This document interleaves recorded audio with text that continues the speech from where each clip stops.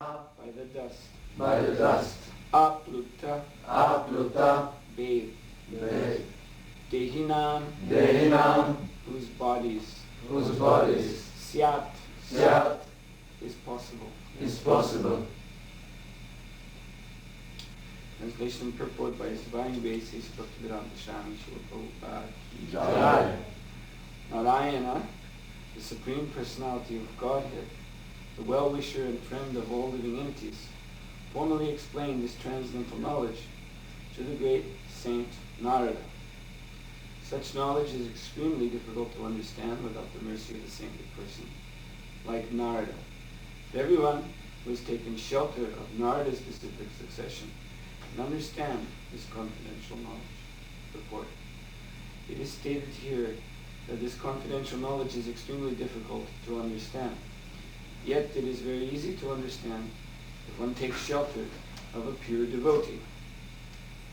This confidential knowledge is also mentioned at the end of Bhagavad Gita, where the Lord says, Sarva dharman parityaja mamekam sharanam vraja.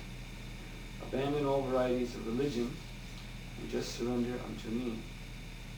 This knowledge is an extremely confidential secret, but it can be understood if one approaches the Supreme Personality of Godhead through the bona fide agent, the spiritual master in the disciplic succession from Narada. Prahlad Maharaj wanted to impress upon the sons of the demons that although such knowledge can be understood only by a saintly person like Narada, they should not be disappointed. For if one takes shelter of Narada instead of material teachers, this knowledge is possible to understand. Understanding does not depend upon high parentage.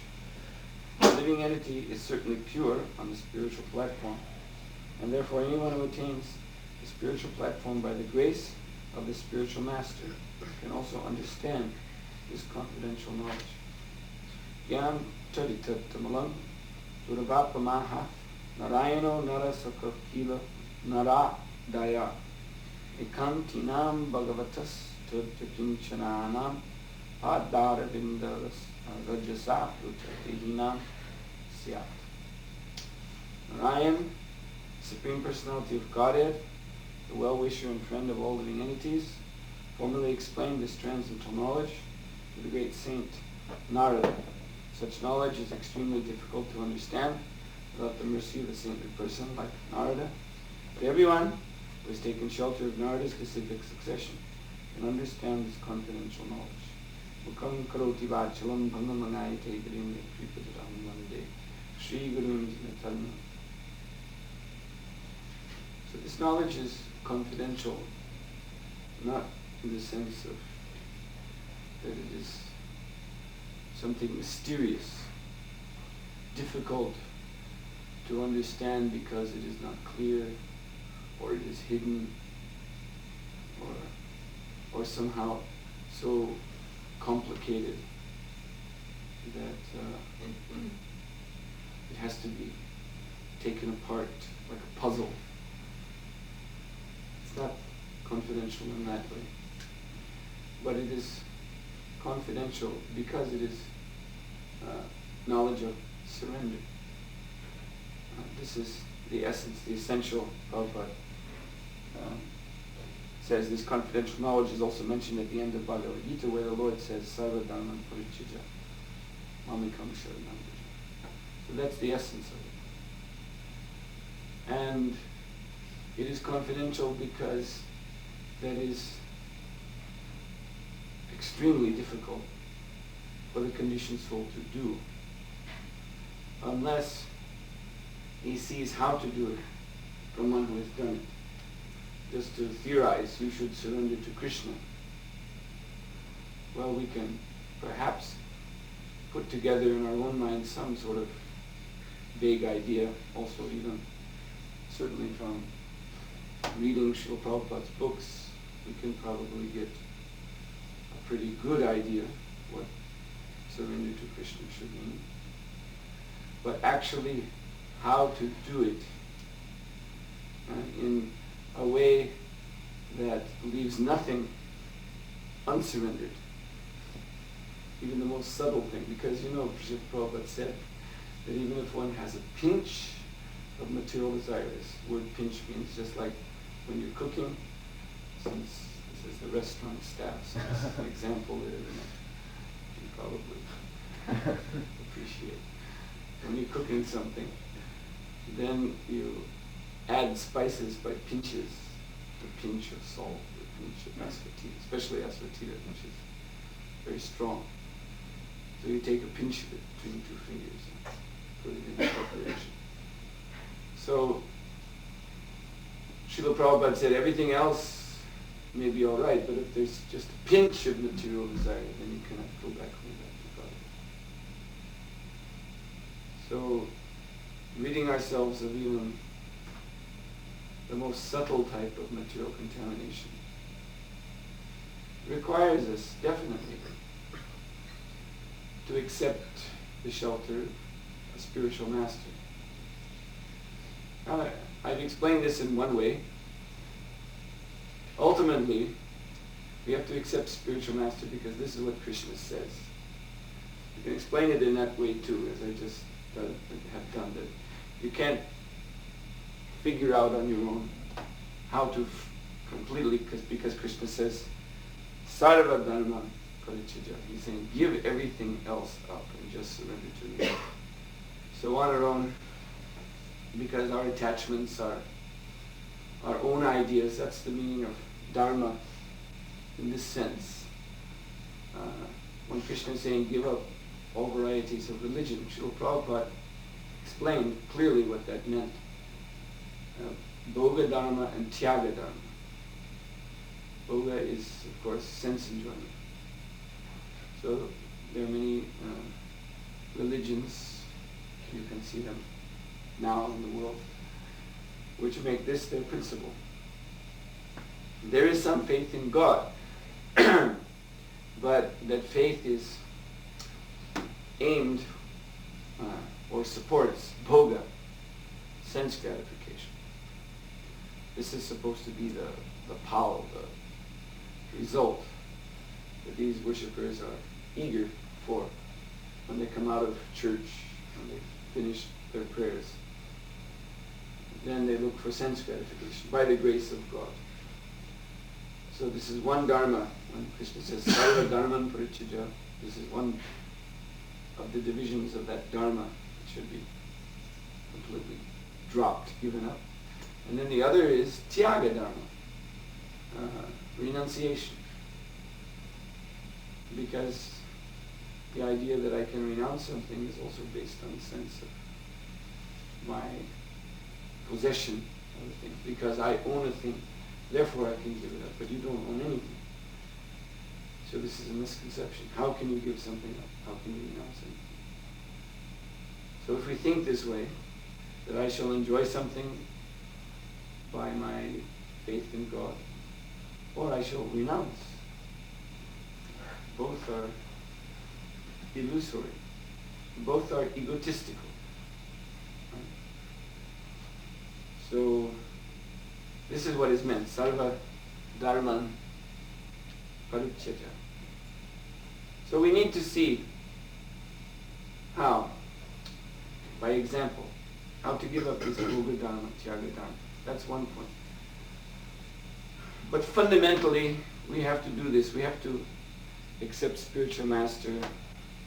We have to learn from the disciplic succession of Narada and his representatives, because this is what Krishna says we must do. He tells this to Arjuna. Arjuna was so highly qualified in so many ways.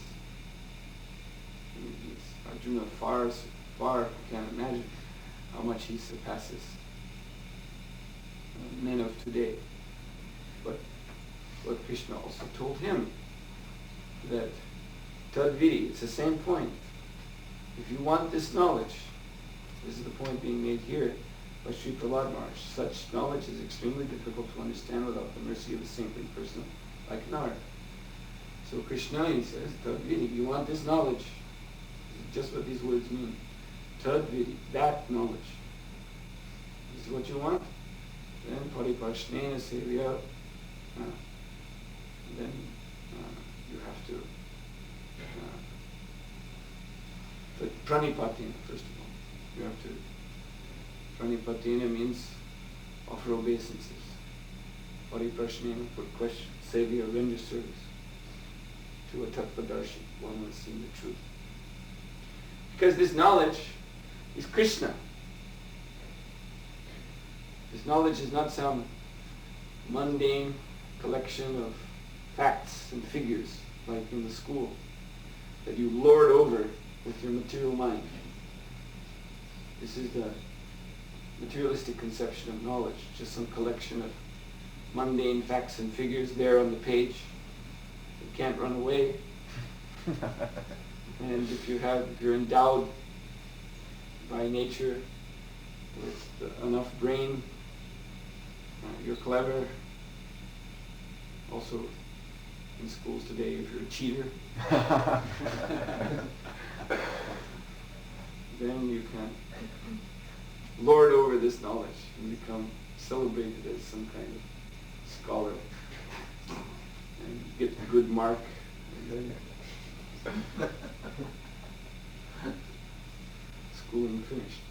But this knowledge is Krishna himself.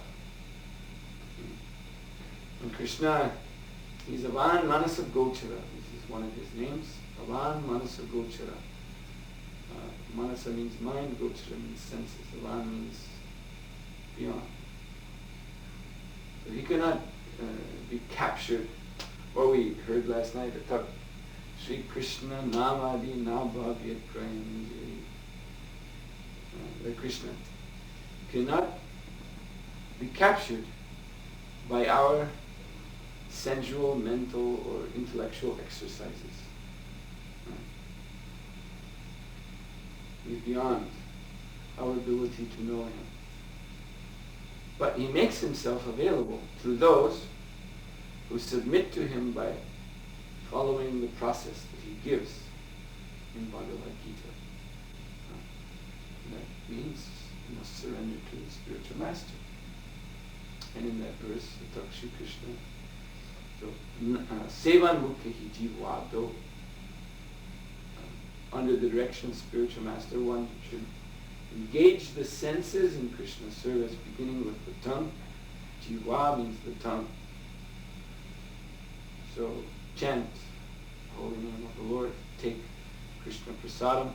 When the tongue is engaged, then all the other senses and the mind will quickly follow, because the tongue of all senses is most powerful. So then by doing this, Swayameva Sparatyada, it's still not that if you do this, if you follow the process of Bhakti Yoga, then you can capture Krishna by the strength of your own mind and senses. It is also not like that. Swayameva Sparatyada means that Krishna becomes pleased with you, seeing that you're trying by the authorized process to surrender to him, and then when he's sufficiently satisfied, he reveals himself. That's all. So, and this association with devotees is so powerful that even if it is done without the intention to acquire this knowledge, still the knowledge comes. Because Krishna is so, Krishna loves his devotees. So if someone mixes with them in some kind of favorable way, Prabhupada said, even to imitate, just to imitate, is also good. Because by this imitation, one is showing that this example is good. Therefore, I'm also imitating. He's just imitating. But why is he imitating? Because somehow, for some reason or other, he wants to be known that he's one of them. I'm a devotee also. Just like the story of a thief who, he was a thief, so he was, of course, always interested in getting wealth by some easy cheating means. So he heard there was an announcement from a big landowner, big powerful aristocrat who had much money and property under his command. So this person, this powerful man, had a very pious and saintly daughter who he had to marry.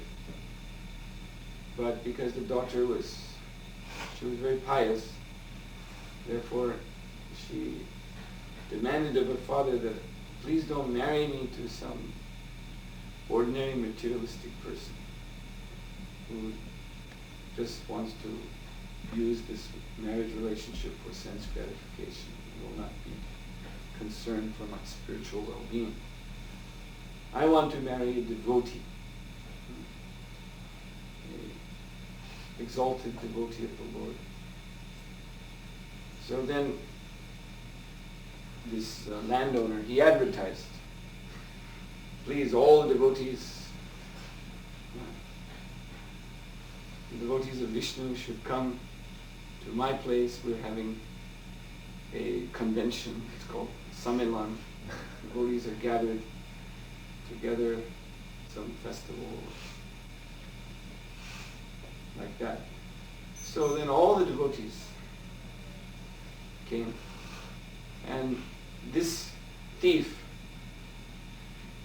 he saw an opportunity for him to mix among the sadhus, to get some cheap wealth or some opportunity to steal, either by begging, you see, by begging, by posing as devotee and receiving charity, or sometimes devotees also have Lakshmi, so when they're not looking, going through their bag. So he dressed up like a devotee himself. He was just a thief. But he found some tilak somewhere, put tilak on. He made himself look like a devotee as much as possible. So all the devotees, they gathered, in this man's courtyard. They were expecting that there would be lecture, or kirtan, something like feast, something like that. And then the wealthy man came out on the balcony with his young daughter, and he announced his intention that I've called you all here today because my daughter should be married, but she's a very pious girl and therefore only wants to marry a devotee. So I'm asking all of you to kindly consider this offer. If you take my daughter, I'm not a poor man. That means you're going to receive plentiful material wealth, which, because you are sainted persons, you will surely engage in Krishna service. But this is to the advantage of the Vaishnavas that he made this proposition. So immediately, all the sannyasis who were there got up and just walked out. And who were left were the householder devotees. And of course this one thief who was immediately very interested. Oh, this is a really good opportunity. I'll never have to steal again if I marry this man's daughter. I'll be married into a rich family. Very nice. So among those who were left, the household devotees, there was some discussion. They were all householders, so that means they already had wife. But it is possible in Vedic culture for a man to accept more than one wife. So there was some discussion among these grihastas devotees that is this proper thing?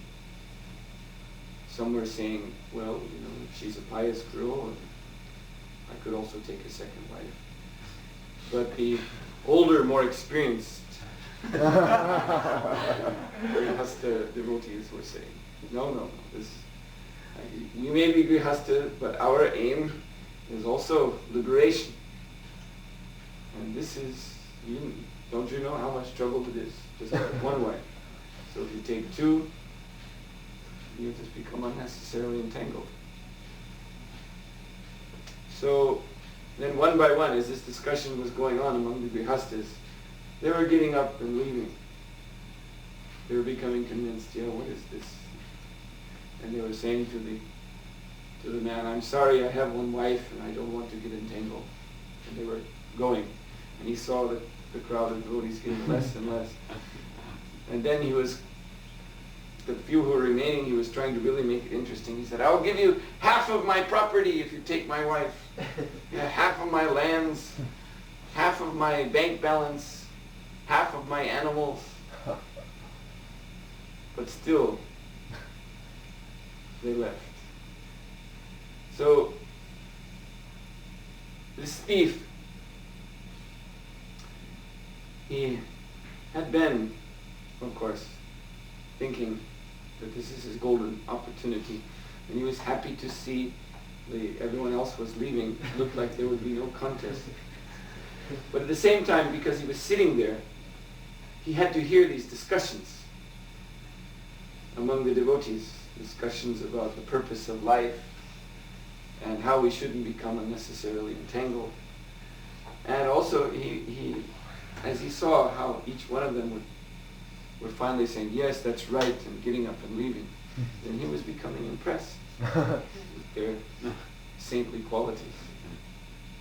But this rich man is offering such a nice material facility.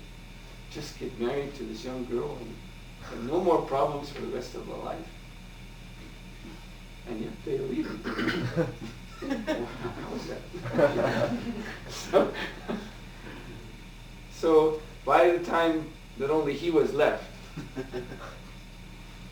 his heart had changed, just from this association with the saintly person. So the rich man, when he saw, there's one sadhu remaining, he became happy. He said, my dear sir, so I am very fortunate today because you have remained, so this means you will be my son-in-law, and my daughter will be very happy because you are a devotee, like this he was speaking. And the thief, he said, my dear sir, I must confess, I'm not a devotee. I'm a thief. And I've just come here to cheat you. But by remaining for some time within this group of Vaishnavas, I have understood that my life is empty of meaning. I've just simply committed so many sins in my years in this human body. And now I must say to you that I also cannot accept your daughter's hand.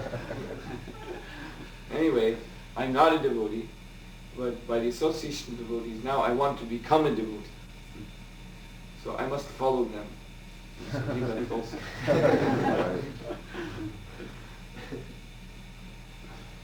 So this shows how powerful sadhu sanga is. And in fact, the Chaitanya Charitamrita says, sadhu sanga, sarva siddha hoy, lava matra sadhu sanga, sarva shastra koi. Actually, it's reversed. Sarva shastra koi is first. That means that sadhu sanga is being proclaimed again and again in all of the scriptures. The importance of associating with devotees. Every shastra is stressing this. And sadhu sanga sarva siddha hoy. Lava matra sadhu sanga sarva siddha hoy. So association with devotees is so powerful that even if one gets it only for one lava matra, means 1/11 of a second, sarva siddha hoy, one can acquire all perfection from this. So, one should enter into the disciplic succession of Narada Muni, and this means specifically one should enter into the International Society of Krishna Consciousness. Now someone may say, but ISKCON is only one branch of this disciplic succession. In India, there are many sadhus who belong to this, who are in the Brahma Madhva Gaudiya Sampradaya. They're not members of ISKCON, but they have their own missions and they're teaching the same philosophy. So why can't we? Why do we have to just be members of ISKCON? Also, in the West, there are some later branches away from ISKCON. But many of these devotees are sincere. They had some institutional disagreement, but they are following the same philosophy. So why you say ISKCON? This is sectarian. But we should consider very carefully these statements by Sri Prahlad Maharaj. It is Prahlad Maharaj who's speaking. He's preaching to his friends who are demons. And he's telling them that I am also born in demoniac family. But now he is different. He is not a demon anymore. He is Mahabhagavata. He is pure devotee. This young boy, Prahlad Maharaj, only about 5 years old. How do we know that he is Mahabhagavata, a great soul? Because he's so bold in his preaching. That's how we know. His whole life is transformed. Now, not only is he a devotee chanting Hare Krishna, but fearlessly he's preaching to the sons of demons. He's there in the kingdom of the demons, and he's preaching to their sons. Fearlessly. And his preaching is potent. He's changing them. They are accepting his preaching, and their hearts are changing. So we have to keep in mind, you see, Acharya, Sri Prahlad Maharaj, he is Acharya, therefore he is appearing in the pages of Srimad Bhagavatam. And Acharya means one who establishes the truth by example, by his achar, his behavior. So he's telling his demoniac schoolmates that even though you are demons, you may be demons, but if you take shelter of a saintly person like Narada, then you will become liberated devotees of the Lord. And he's showing what that means by his own example. Through preaching. So this is by Srila Prabhupada's grace, this is the distinguishing feature of the International Society for Krishna Consciousness. That it is a movement of Prahlad Maharaj's, followers of Prahlad Maharaj. That it is not simply a mission office in the holy Dham, Vrindavan or Mayapur, where, of course, devotees are living. Only devotees are there. Only devotees live in Sri Mayapur Dham, Sri Vrindavan Dham. But this ISKCON mission is spread all over the world, in the lands of the demons, for which Sweden is prominent.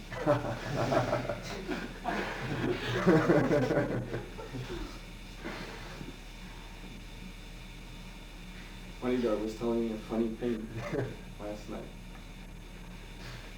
Not wanting to make controversy, I will repeat it.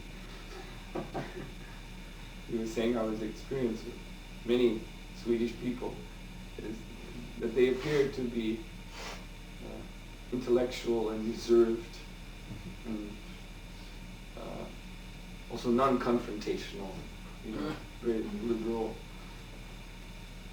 But he said if you push through this reserve, because the reserve is just a kind of shell with impersonalism. So if you push through the shell to try to reach the person, when you touch that person, his first response is, I hate you. Get away from me.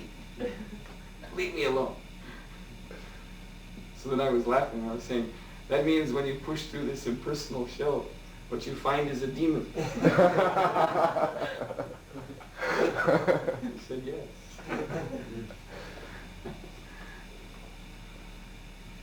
Yes, so these are the lands of the demons. And yet, ISKCON has established its centers in all of these demoniac lands and is preaching, and not preaching for nothing, but actually is changing the hearts of these demons so that they take up devotional service and become devotees. So this is exactly following in the line of Prahlad Maharaj. He's the speaker here. So if we want to understand the meaning of this verse, we have to understand these very specific terms. So this is the distinctive feature of the International Society for Krishna Consciousness, established by His Divine Grace, A.C. Bhaktivedanta Swami Srila Prabhupada, that it is exactly following the lotus footsteps of Sri Prahlad Maharaj. And this means that truly the grace of Sri Narada Muni is there, because this is Narada Muni's expertise.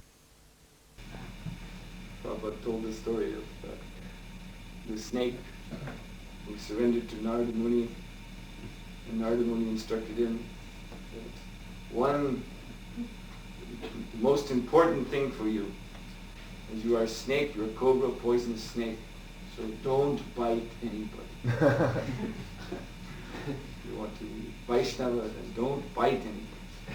And the snake very humbly bowed his head. Yes, Guru Maharaj, I won't bite anyone anymore.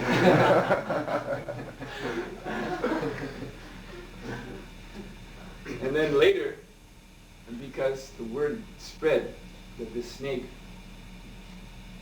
was now non-violent, so then other creatures were coming to torment the snake. For so long they had feared this snake. So the monkey was coming and pulling the snake's tail, and the birds were flying down low and hitting the snake on the head, and they were all laughing at the snake and having fun. The snake is harmless, the snake won't do anything now.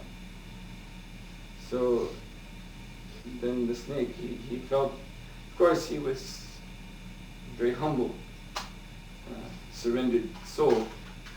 So he was tolerating this, but he found that it disturbed his sadhana bhakti.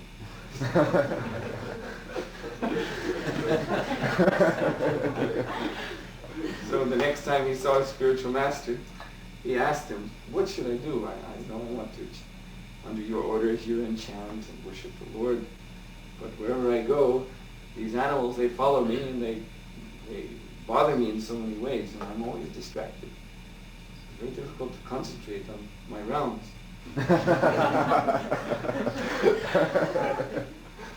How he was chanting those rounds was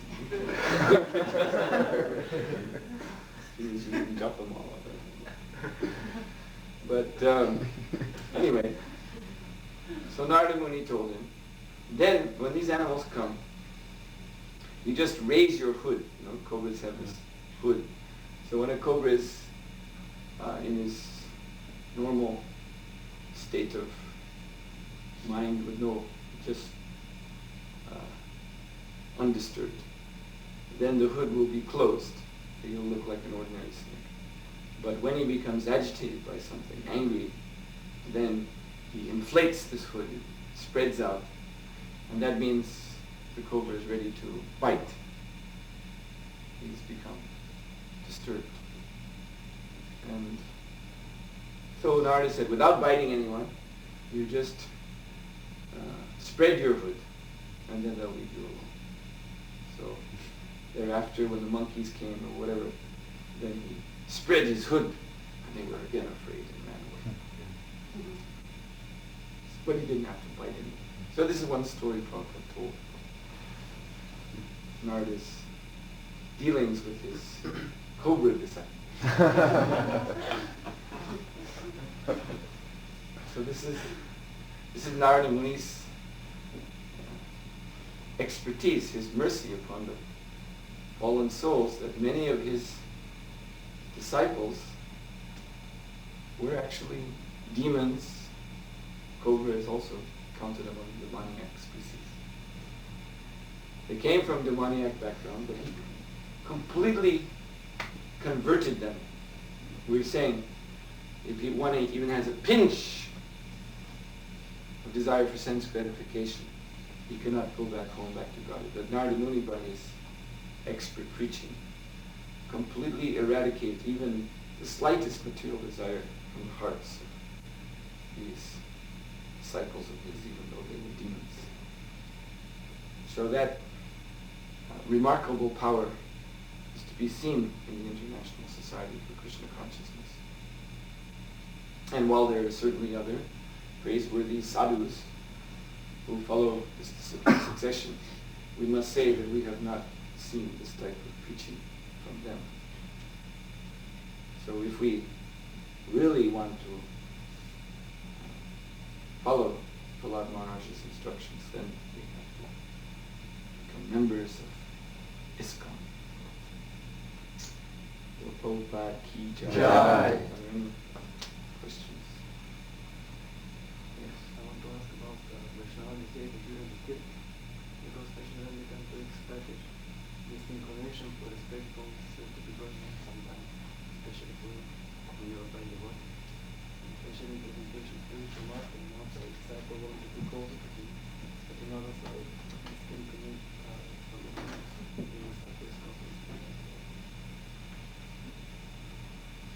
You're saying what, within kirtan? Yes, when sometimes become so excited, and then this expectation between devotees can go on, especially in those who are not so neophyte. This expectation can be moved, and they can make some.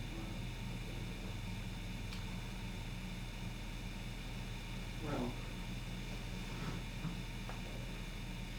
this is a question of attitude, I think. There's a description in Chaitanya Bhagavat when Jagai and Madai were accepted by Chaitanya Mahaprabhu after they surrendered to him. And then he took them into kirtan, and this kirtan is described as being very ecstatic, and all the Vaishnavas were there, and they were all bumping into each other. And by being touched by so many Vaishnavas in the kirtan,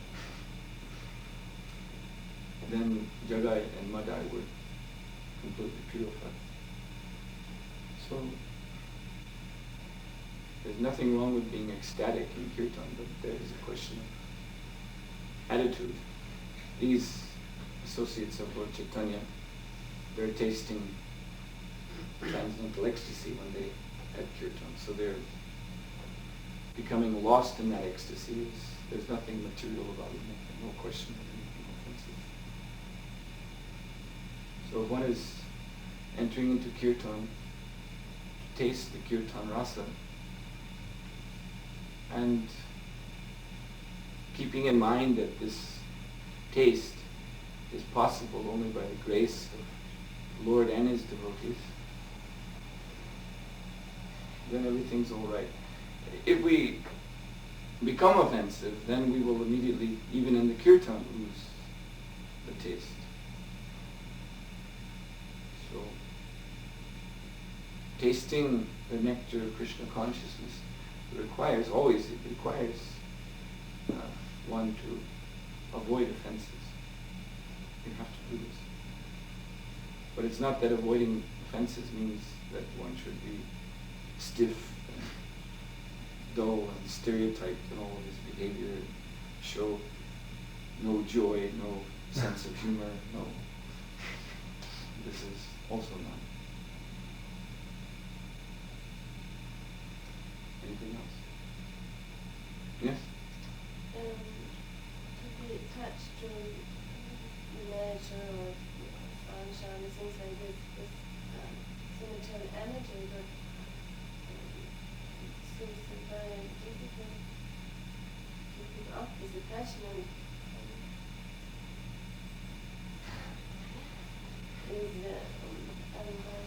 For example, Srila Prabhupada also liked some sunshine and nature, but he was not attaching it so well.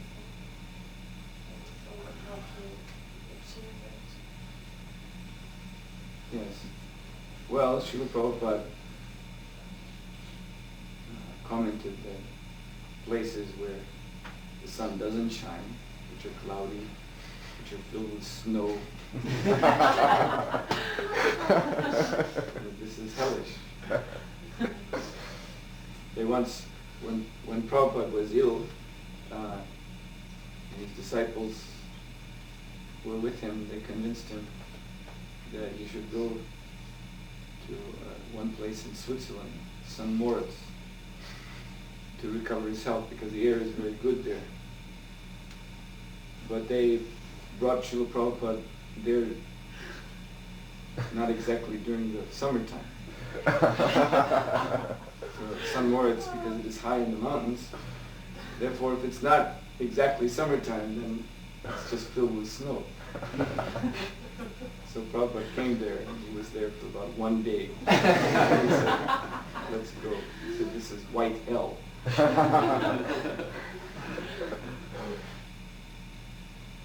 So, Srila Prabhupada, yes, his appreciation for sunshine and green nature, trees and plants, was not material, because this is the nature of Goloka Vrindavan, that it is bright and beautiful and full of flowering trees. The forests are populated with all kinds of creatures. Of course, they're all transcendental. That is reflected in this material world, and a devotee appreciates because he sees that this is like Krishna's abode. This reminds him of Krishna. Just like Lord Chaitanya Mahaprabhu, he was very fond of one young boy, Brahman's son. The father of this boy had died, so the boy was being raised by the mother, who was a very strict Brahmini widow. She was widowed. So the boy, when he would come from school, would always, this was in Puri, Jagannath Puri, he would always come to offer his obeisances to Sri Chaitanya Mahaprabhu. And Lord Chaitanya very much appreciated just seeing this boy, because he was physically very handsome, very good looking. And Krishnadas Kaviraj Goswami explained Lord Chaitanya liked to see this boy because the boy reminded him of Krishna. He was young, he was so good. Of course, he was a devotee. He was a devotee of Lord Chaitanya. And there was one, I think, Damodar Pandit, he was even actually criticizing the Lord for this.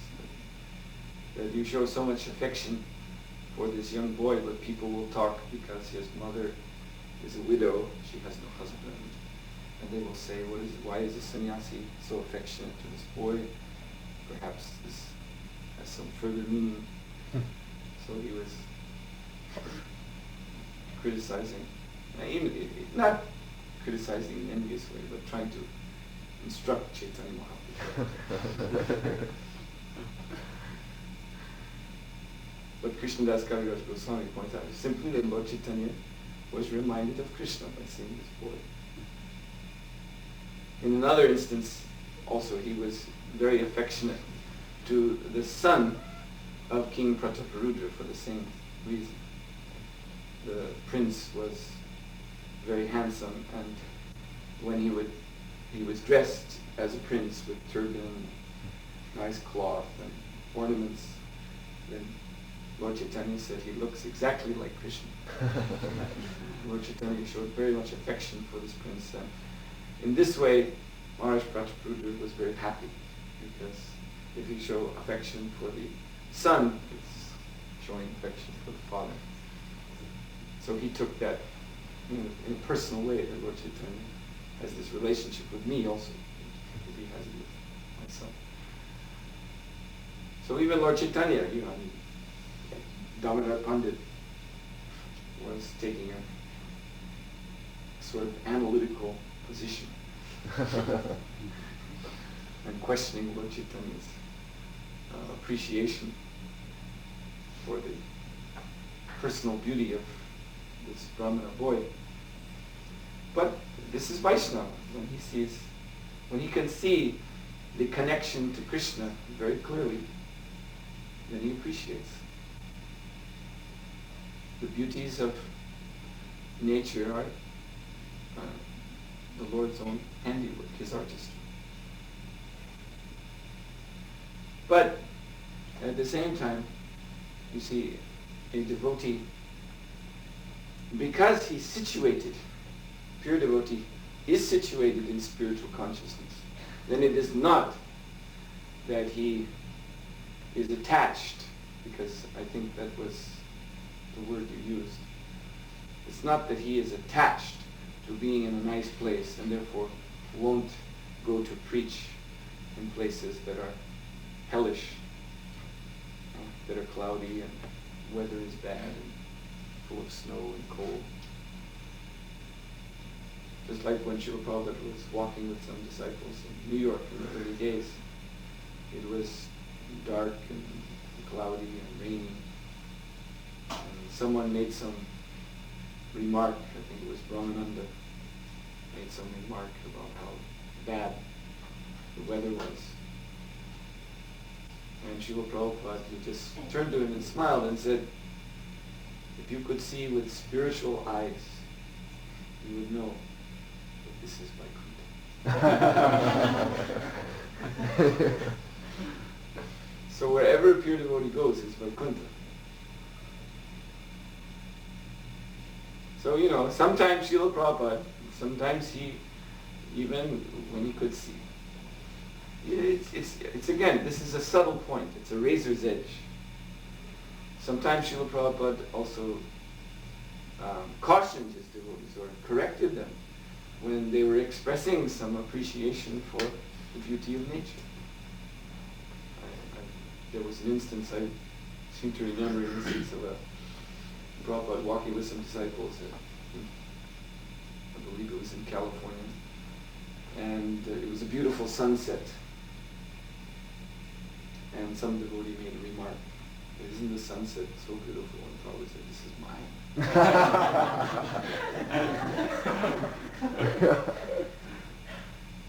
So it's a razor's edge. It actually has to do with our attitude. If we're simply appreciating nature in the mood of sense gratification, the mood of enjoyment, then Prabhupada, he did not approve of this.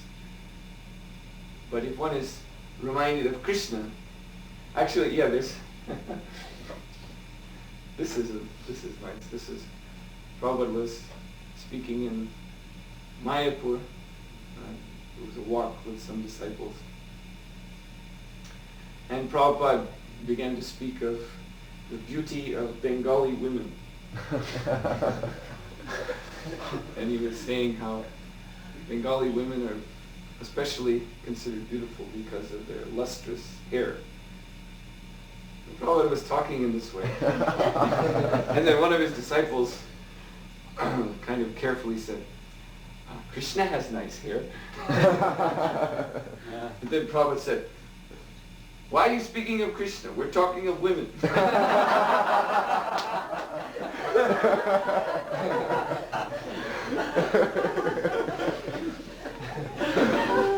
And everyone laughed. And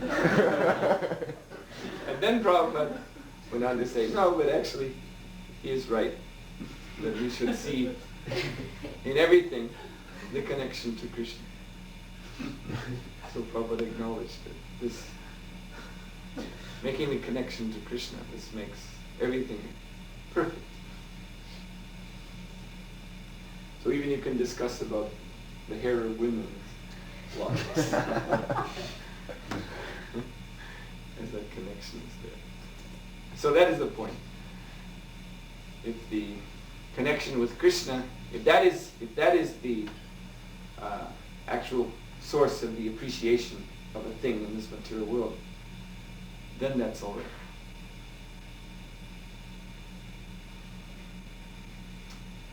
Okay. Srila Prabhupada ki jai. Jai. Suhotra Swami ki jai.